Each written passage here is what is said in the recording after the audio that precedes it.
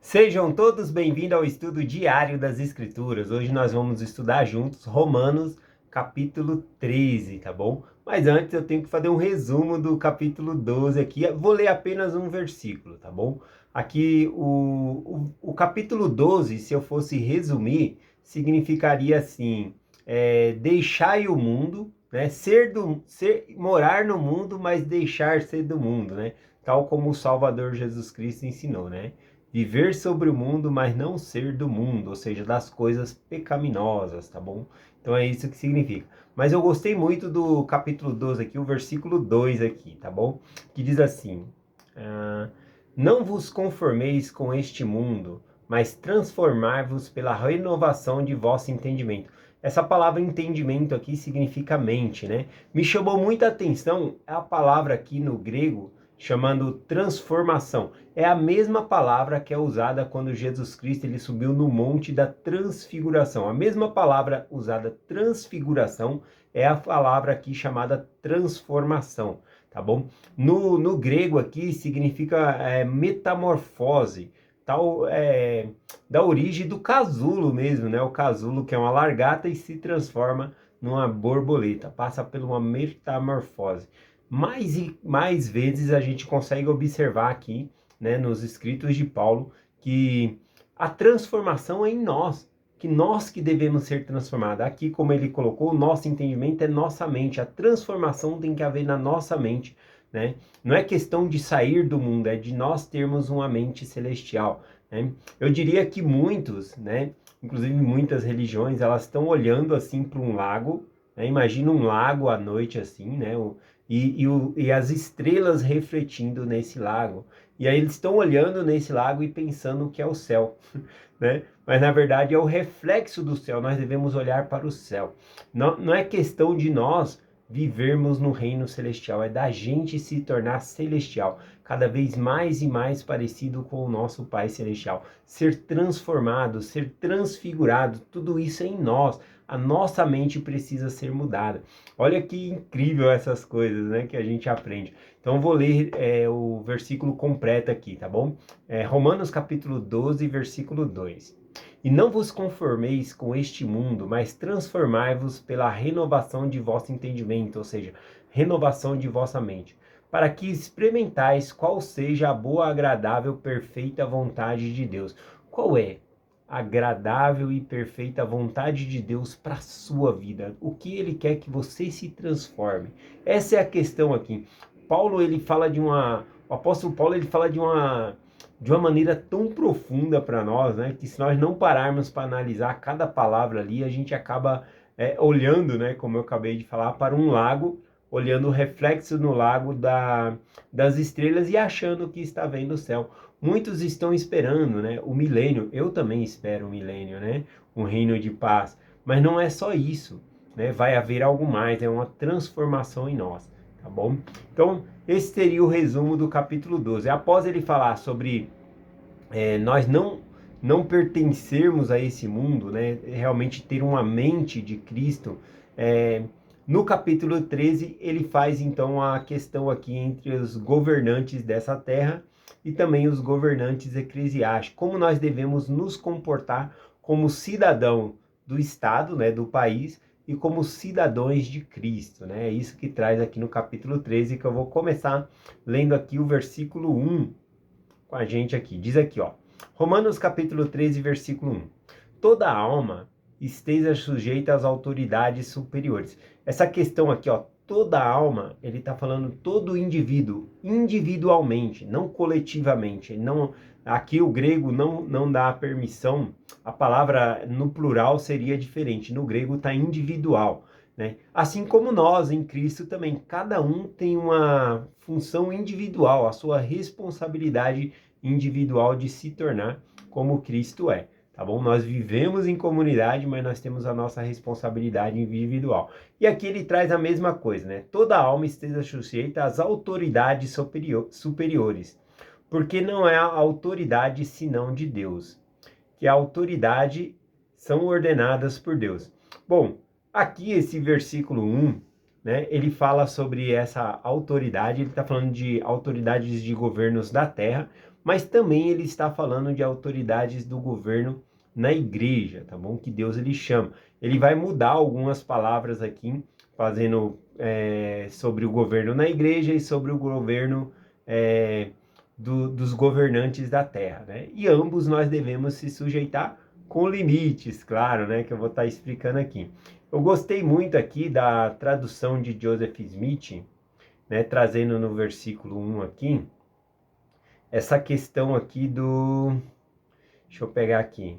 Quando ele fala aqui, ó, não se de Deus, mas a autoridades que são ordenadas por Deus. Essas autoridades ordenadas por Deus seria na igreja, tá bom? Então, assim como nós temos as autoridades governantes, também nós temos os líderes dentro da igreja.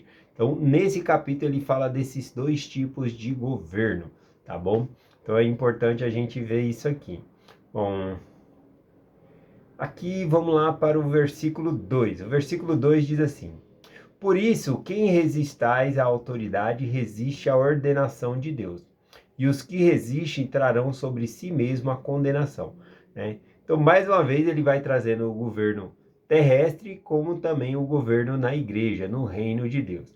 Ele fala que resistir a esse governo seria resistir à ordenação de Deus. Quando ele está falando a ordenação de Deus, implica-se a líderes religiosos mesmo, quem ele constituiu como líder. Mas também devemos respeito a autoridades governamentais que também foi instituído por Deus, tá bom? Versículo 3 diz assim: Porque os magistrados aqui, né, essa palavra magistrados também se traduz como governantes. Então implica mais aqui no governo terrestre, né, governantes. Os magistrados não são temor para as boas obras, senão para as más. Queres tu, pois, não temer a autoridade, faze o bem e terás louvor dela. Aqui é bem fácil de interpretar, né? Ele fala que os governantes, né, não são temor das boas obras, né? Ou seja, eles não estão aqui para atacar as boas obras, né? Eles atacam o mal, né? Inclusive algumas coisas que eles fazem, leis, é para repreender o mal e prender pessoas que não estão vivendo de acordo com a comunidade, com as leis, né? Então precisa ter uma ordem. Então eles têm que ter o governo ele precisa ter uma repressão, até mesmo com força bruta, né? Às vezes ali com bandido, né? O bandido tá atacando ali, né? Com armas. A polícia tem que estar fortemente armada ali também para represar, né? Para ir de frente ali com esses bandidos também, tá bom?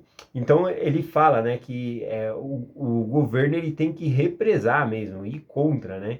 Mas ele fala: Queres tu, pois, não temer a autoridade? Faze o bem. A gente não precisa temer a autoridade, basta a gente andar dentro da lei, né? Em Doutrina e Convênio 58 fala sobre isso, né? Que aquele que guarda a lei de Deus não tem necessidade de quebrar a lei do país, né? Porque as leis de Deus são justas. Normalmente as leis do país, né, são justas também, são instituídas, né? Deus influencia. Existem coisas que são legalizadas, que são contra a lei de Deus, por exemplo, drogas ilícitas, né? Cigarro e outras drogas aí, mas você não é obrigado a utilizar. Então, você obedecendo a lei de Deus, você não está quebrando a lei do país, porque a lei do país não obriga você a usar certa substância, apenas é liberado por lei. Usa quem quer, né? Ali, aliás, tá bom? Mas quem guarda a lei de Deus não precisa quebrar a lei do país, né? É isso que significa aqui.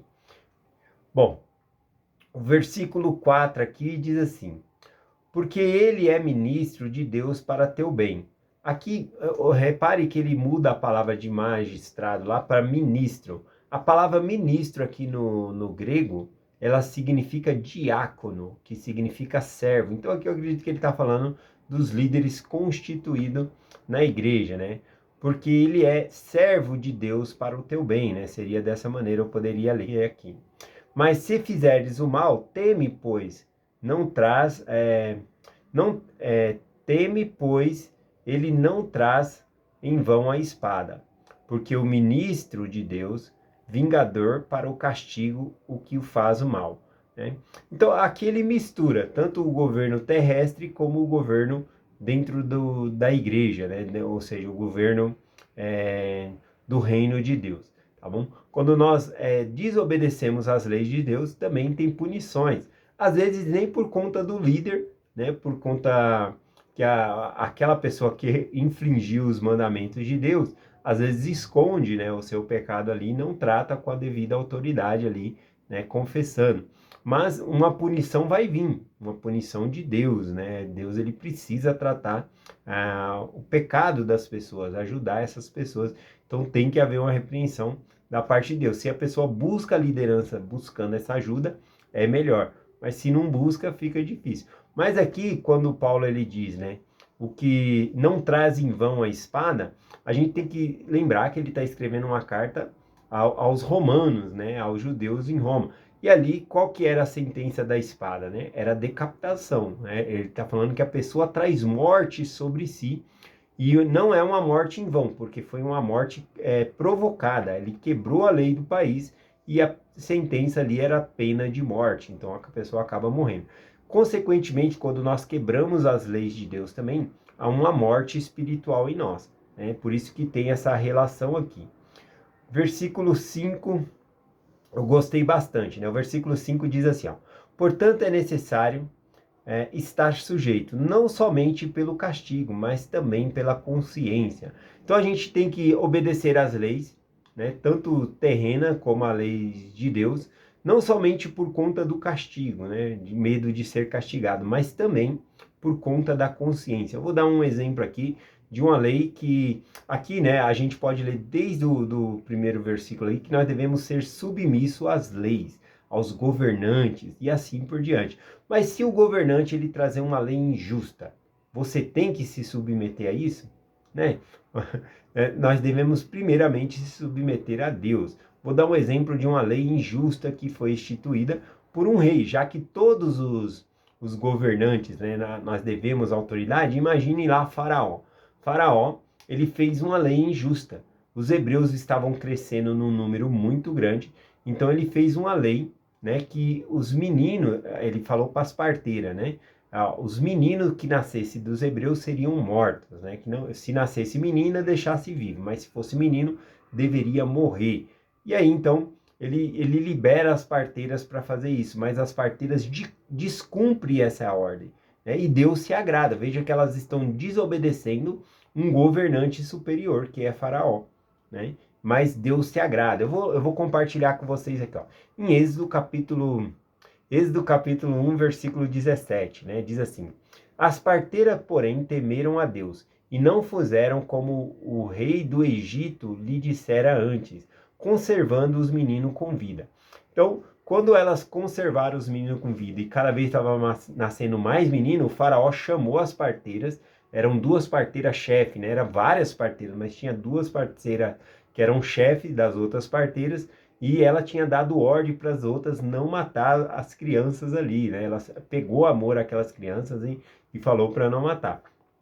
E aí então o faraó chamou elas ali para saber o que estava acontecendo, porque continuava tendo meninos ali, né? E aí ele pergunta, né? E aí ela pega e mente, né? As parteiras pegam e mente, falando ali: olha, as hebreias são diferentes, né, das egípcias. Quando nós chega lá, ela já deu a luz, né? Já tá com a criança no braço. Como é que a gente vai matar lá? Não tem como, né? Era para matar no processo ali do parto, né? Mas aí elas contam isso para Faraó, né? Contando essa mentira. Mas Deus se agrada do feito delas. Por quê? De acordo com o versículo que nós lemos, não somente sujeito, somente por conta do castigo, mas também pela consciência. Ou seja, elas eram obrigadas a desobedecer Faraó por conta da consciência delas, sabendo que isso era errado, tirar a vida das crianças. Então veja só como Deus fala sobre essas mulheres aqui, essas parteiras, né? Agora em Êxodo capítulo 1, versículo 20 e o 21. Portanto, Deus fez bem às parteiras, e o povo aumentou e fortaleceu muito. E aconteceu, portanto, que as parteiras temeram a Deus e estabeleceu-lhes casa. Essa parte aqui, ou seja, Deus fez bem às parteiras, protegeu elas, não deixou que Faraó matasse elas. E, além do mais, concedeu casa a essas parteiras. Essa expressão aqui, ó, e estabeleceu-lhes casa, é a mesma expressão que foi usada para Abraão e os patriarcas da fé, Abraão, Isaac, Jacó. Significa que elas ganharam um lugar exclusivo no reino celestial, entendeu? Elas passaram a pertencer ao povo de Deus e ganharam a sua exaltação. Isso é estabelecer-lhes casa. Bom, então veja o bem que o Senhor fez a essas parteiras aqui. Versículo 6, vamos voltar aqui para Romanos, né? Agora no versículo 6, Romanos 13, versículos 6 e 7. Por isso também pagai tributos, porque são os ministros de Deus, atendendo sempre isso mesmo. Aqui fala que nós devemos pagar os tributos, impostos, né? Então veja que o apóstolo Paulo está falando sobre isso, que é direito nós pagarmos tributos, impostos. Quando ele fala aqui atendendo sempre isso mesmo, significa que os governantes eles trabalham de tempo integral nesse serviço. Então eles não podem exercer outras funções, então é devido, é direito deles ganhar o salário, que é tirado do bolso do povo aí, né? Então é devido, tá bom? Agora, se eles aumentam o próprio salário, como que faz, aí é uma questão, outra questão, mas que é devido eles ganhar o dinheiro por causa que eles estão trabalhando de tempo integral nisso, é devido, né? Como o apóstolo Paulo fala aqui. Portanto, dai a cada um o que deveis, quer tributo, quer imposto. Aqui tributo, né, seria realmente o imposto que é cobrado sobre uma nação que está subjugada por outra nação, né? Imposto, temor ao que se deve temer e honra ao que se deve ter, né? Então ele fala aqui, né, que nós não devemos dever a ninguém, devemos pagar nossas dívidas. Esse que é o sentido aqui. Mas repare que Paulo ele está sempre trazendo aqui a questão do governo da terra com o governo do reino de Deus, né? E aí eu lembrei aqui de uma escritura, que é Mateus 22, versículo 21, quando Cristo, né, o próprio Cristo ensina, né? Pois dai a César o que é de César e a Deus o que é de Deus, né? Devemos dar a César o que é de César, ou seja, pagar os nossos tributos, os impostos, aquilo que é devido às autoridades, tá bom? Nós podemos cobrar de alguma maneira o serviço, né, que nós estamos pagando, né? Mas também nós devemos devolver o que é de Deus. Dai, pois, a César o que é de César e a Deus o que é de Deus, né? Quando Cristo ele falou sobre isso, ele fala de dar a César o que é de César, ele estava falando da moeda. E a Deus somos nós, né? Nós somos feita a imagem e semelhança de Deus. É nossa obrigação voltar à presença de Deus, se tornar como Ele é, se entregarmos a Deus, tá bom? Esse que é o sentido, tá bom? Dessa escritura lá em Mateus 22, versículo 21. Continuando aqui, versículo 8.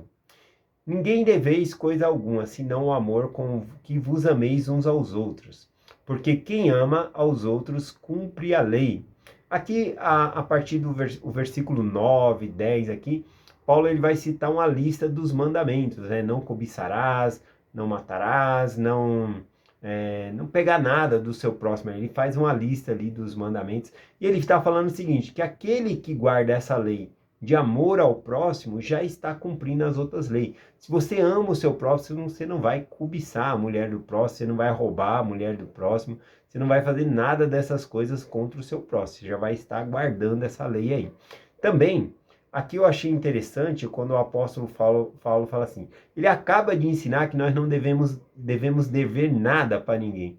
E aí ele vem no versículo 8 de uma forma incrível, falando que nós devemos o amor às outras pessoas, que não tem como nós pagar. Essa é uma dívida, é a única dívida cristã que nós devemos ter, é o amor um pelos outros. Por que é uma dívida e nós não conseguimos pagar? Porque nós devemos amar sempre. Você ama uma pessoa e você tem que continuar amando, né? Então, é uma dívida eterna, né? É um mandamento. Sempre quando fala de amor, né? Você vê que a sociedade às vezes distorce um pouco, né? Por exemplo, alguns usam a expressão dizendo assim, vamos fazer amor, né? Olha só, já traz para uma expressão que é outra coisa, né? O amor, né? Ele não é somente um sentimento nas escrituras. Ele está mais implícito na questão de obediência aos mandamentos de Deus tal como Jesus Cristo ensinou, né? Se me amais, guardais os meus mandamentos. Então, o mandamento ele está mais ligado na questão de fazer algo pela pessoa, guardar os mandamentos do que necessariamente só um sentimento, tá bom? Então, é importante dizer isso aqui. O versículo 9 e 10 aqui, então, ele vai fazendo essa lista aqui, ó, não adulterarás, não furtarás, não dirás falso testemunho. Ele vai fazendo uma lista, mas ele fala que quem cumpre os mandamentos já está cumprindo aí essa parte, quem cumpre o mandamento de amar o próximo. Vamos lá, o tempo já tá grande aqui. Vou finalizar aqui com os últimos 2 versículos aqui, versículo 13 e 14, diz assim: andemos honestamente, como de dia, não em glutonaria, seria glutonaria aqui, eu pesquisei essa palavra, é orgia, fazendo coisas erradas aqui, nem em bebedeiras, imundícies, dissoluções, contendas, inveja. E aí o versículo 14 ele é fantástico, é o último versículo, ele diz assim: mas revesti-vos de Cristo, né, do Senhor Jesus Cristo, e não tenhais cuidado da carne, nem nas suas concupiscências.